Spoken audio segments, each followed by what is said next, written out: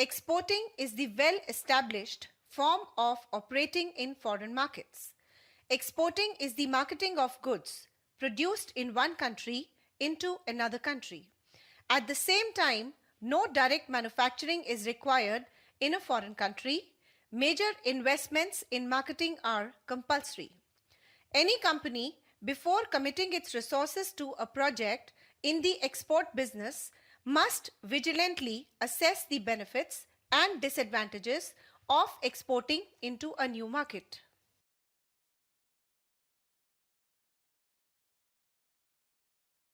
Let us now discuss the advantages of exporting as a mode of entry in international business.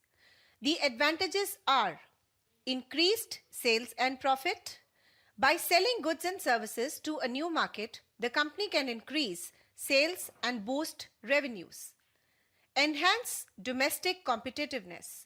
Being competitive in the domestic market helps the companies to obtain some strategies that will help them in the international business. Gain global market share. By exporting, international companies can participate in global market and gain their share from huge international market. Diversification. By selling in more than one market allows the company to branch out their business and spread their risk. Low cost. Entering the foreign markets will usually increase the scale of production to meet the foreign demand. Enhanced production would lower down the cost per unit and helps in greater utilization of existing capacities. Compensate for seasonal demands. If products and services of a company are used in certain seasons domestically, then by entering the foreign market, the demand for these products or services will be available during different seasons. Sales capacity. If companies have excess production capacity for a reason, they can sell their products in a foreign market. Gain new knowledge and experience. Going international can help in getting valuable information about new marketing techniques, new technologies, and foreign competitors.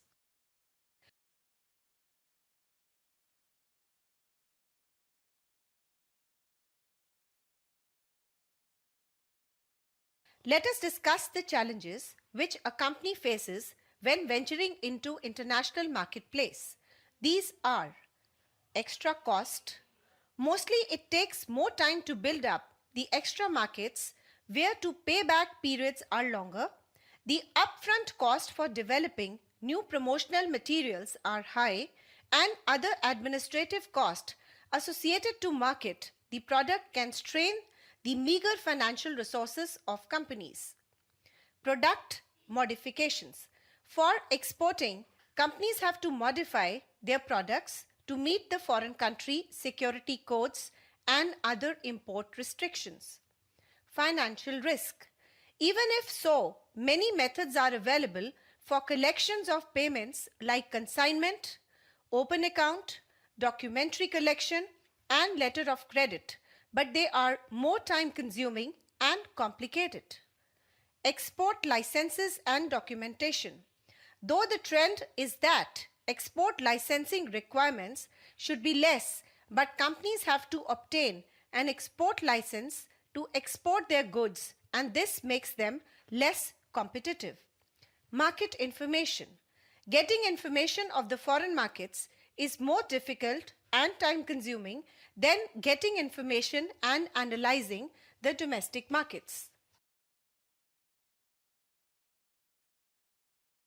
Let us now move on to discuss the types of export mode. There are three major types of export mode: indirect export, direct export, cooperative export. We shall discuss each of these models in detail. Indirect export is the process of exporting through domestically based export intermediaries. Indirect method of exporting, less marketing, investment, but as the exporter has no control over its product in the foreign markets, the company loses substantial control over the marketing process. Direct exports represent the most basic mode of exporting, capitalizing on economies of scale in production concentrated in the home country and affording the better control over distribution. Direct export works the best if the volumes are very, very small. The types of direct exporting are sales representatives and importing distributions. Sales representatives represent the foreign supplies manufacturers in their local market for an established commission on sales, provide support service to a manufacturer regarding the local advertising, local sales representation, local sales presentations, custom clearance formalities and the legal requirements. Importing distributors purchase the product in their own right and resell it in their local markets to the wholesalers, retailers or both. In cooperative trade, the firms enter into a collaborative agreement with the other firms to produce the product to export. Small firms do not have sufficient scale economies in manufacturing because of the size of the local market or the marketing resources available or the inadequacy of the management. By cooperation, the firms achieve the higher economies of scale. Let us discuss each of these types of export in detail. We shall first learn about direct exporting. Direct exporting includes selling directly to target customer in the market. This can be by the internet or frequent visits for trade or by establishing a branch or a company in the target country. In direct exporting, the exporter handles every aspect of exporting process and no intermediaries are allowed. Selling directly to customers prevents other business taking parts of your margin. However, in this approach, a large requirement of human and financial resources are required. It takes time to make contacts, build relationships, and know the market and carry out marketing.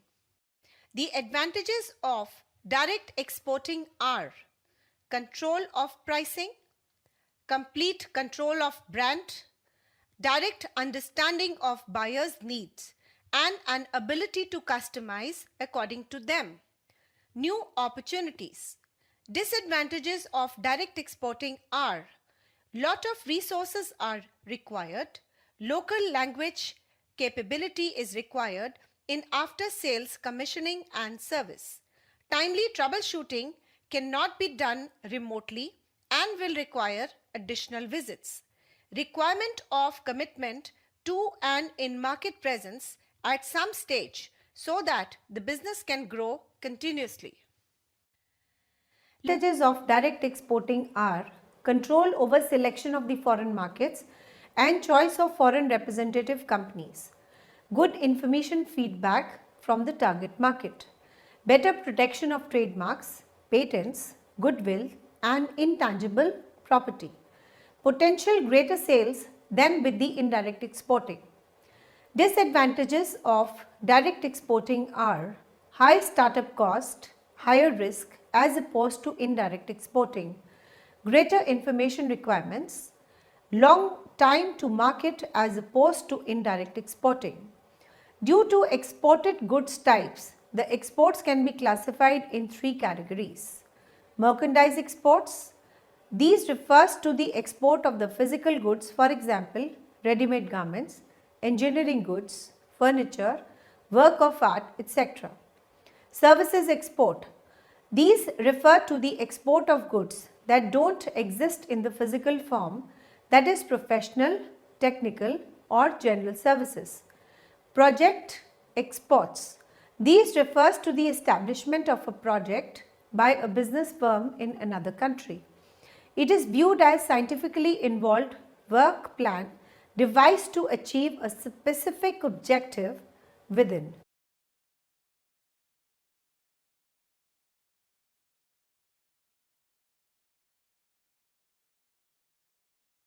Let us now move on to the second type of export, that is indirect export. In this, selling is through an intermediary. It is a relatively cheap and straightforward way of enter a new market. Intermediaries are agents based in target export market who sell the products or the services to the end users. Intermediary should have in-market experience and contacts. They can help to sell the products and the services to the end user. The various modes of indirect exporting are export trading companies. These provide support services of the entire export process to the suppliers and are good for those suppliers who do not have the knowledge about the export process. Export management companies. These are similar to export trading companies in a way, but they are rarely take on export credit risk. The trade is being carried out by them on behalf of the suppliers. Export merchants. These are wholesale companies that buy unpacked products from suppliers, manufacturers for resale in the foreign markets under their own brand names. Confirming houses. These work for the foreign buyers rather than domestic suppliers. These are intermediate sellers that work for foreign buyers. They receive the product requirement from their clients and are responsible for making negotiations regarding price, making delivery, and paying the suppliers. Non-confirming purchasing agents. These work on the similar lines as the confirming houses, but with an exception. They do not pay the suppliers directly. Rather, payment process takes place between the supplier and the foreign buyer.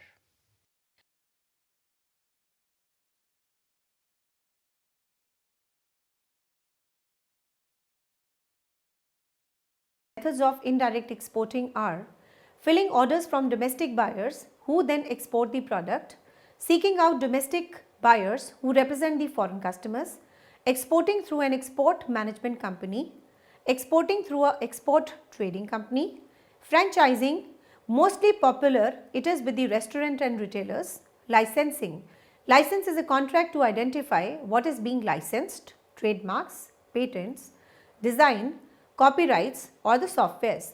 Licensing allows the rapidly entry into the chosen foreign market and reduces the capital requirement to establish the manufacturing facilities overseas. Your contract does not violation of the host country's existing laws and regulations. Contract manufacturing. Piggyback marketing. It is a low-cost entry strategy in which two or more firms represents one another's complementary but not competing products in their respective markets. Or in other words, it is an arrangement where two or more companies help each other to market their product, where the products have to be complementary and not competing against each other. Remarketer, export merchants. These are wholesale companies that buy unpacked products from the suppliers, manufacturers for resale overseas under their own brand names. The advantage of export merchant is promotion. One of the disadvantages of using the export merchant result in presence of identical products under the different brand names and pricing on the market, meaning that export merchants activities may hinder the manufacturing export efforts. Fast market access, concentration of resources for production, little or financial commitment. The export partner usually covers most expenses associated with the international sales. Low risk exists for those companies who consider their domestic markets to be more important and for those companies that are still developing their research and development, marketing and sales strategies. The management team is not distracted. No direct handle of export process are some of the advantages of indirect exporting, while it also has disadvantages. The disadvantages of the indirect exporting: higher risk than with the direct exporting, little or no control over distribution, sales, marketing, etc. as opposed to direct exporting, inability to learn how to operate overseas, wrong choice of market and distributor may lead to inadequate market feedback affecting the international success of the company. Potentially lower sales as compared to direct exporting due to wrong choice of market and distributors by export partners. Indirect exporting is preferred by the companies who want to avoid the financial risk as the threat to their other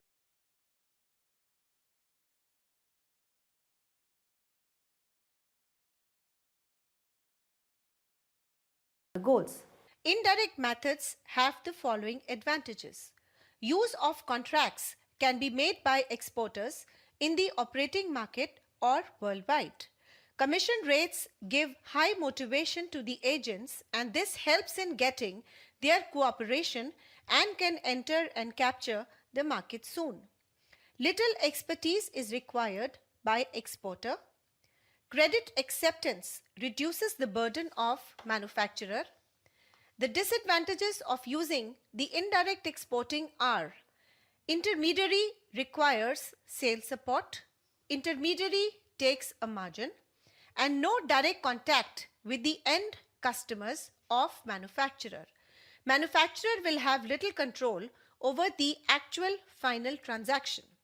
Manufacturer does not get an opportunity to learn about the overseas market, and this could slow down the long-term expansion plans.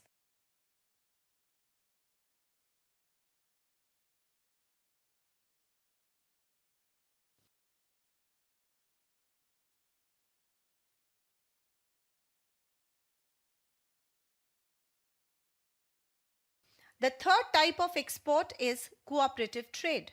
In this, the firms enter into collaborative agreement with the other firms to produce the product to export. Small firms do not have sufficient scale economies in manufacturing because of the size of the local market, or marketing sources available, or inadequacy of the management. By cooperation, the firm achieve higher economies of scale.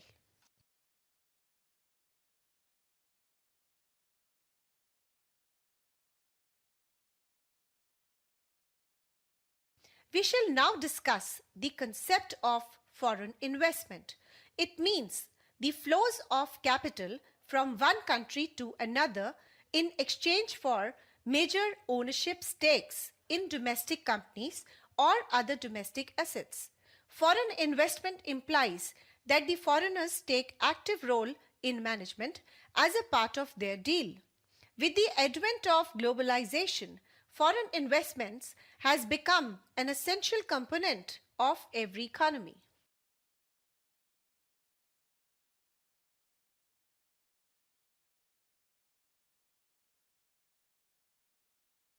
The various advantages offered by the foreign investments are: employment will increase by foreign investment. It can lead to technological development through technology transfers. It helps in mobilization of capital from rich countries to capital poor countries. Host country can take advantage of superior research and development and managerial expertise. It helps in increasing the living standards and economic growth. Let us now discuss the disadvantages of foreign investments. These are: loss of control over decision making may lead to conflict with the host company, and the flows of profits overseas, like payments made to investors, add to the current account deficit, which creates more borrowing. Unexpected capital inflight and debt financing can lead to a currency crisis, which may cause instability and uncertainty for business and may add to inflationary pressures.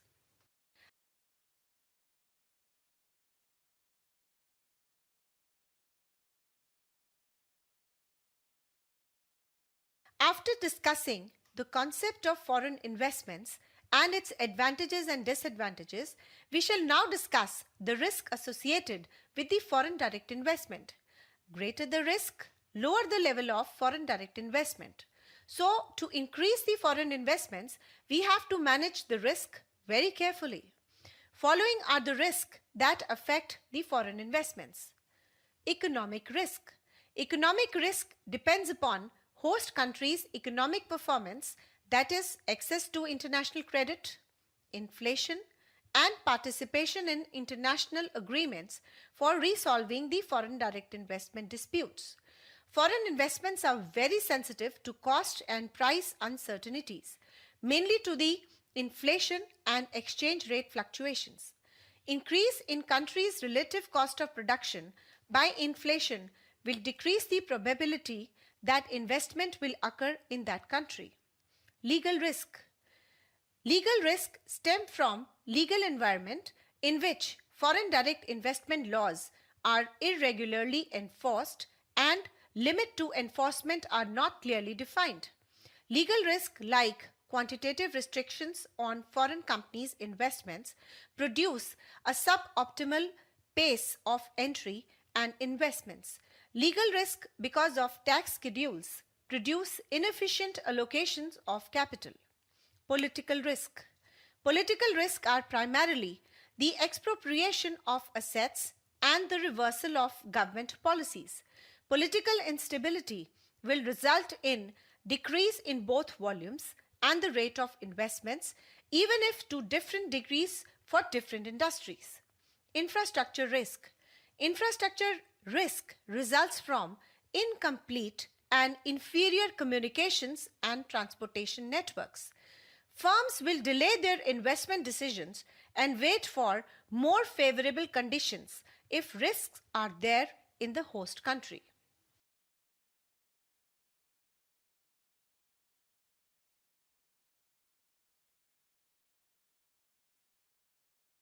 Let us now summarize what we have learned in this module. In this module, we have learnt about basic decisions regarding entry of a firm into international business and which markets to enter, when to enter, and on what scale, how to enter them, that is, the choice of entry mode. Exporting is the marketing of goods produced in one country into another country. Advantages of exporting are low cost, diversification, increased sales and profits, and gain global market share, etc. Exporting challenges are extra cost, product modifications, market information, etc. There are three major types of export modes: indirect export, direct export, and cooperative export. Foreign investment means flow of capital from one country to another in exchange for major ownership stakes in domestic companies or other domestic assets. At the end, we have discussed the risks that affect the foreign investments, which are as follows: economic risk, legal risk, political risk, and infrastructure risk.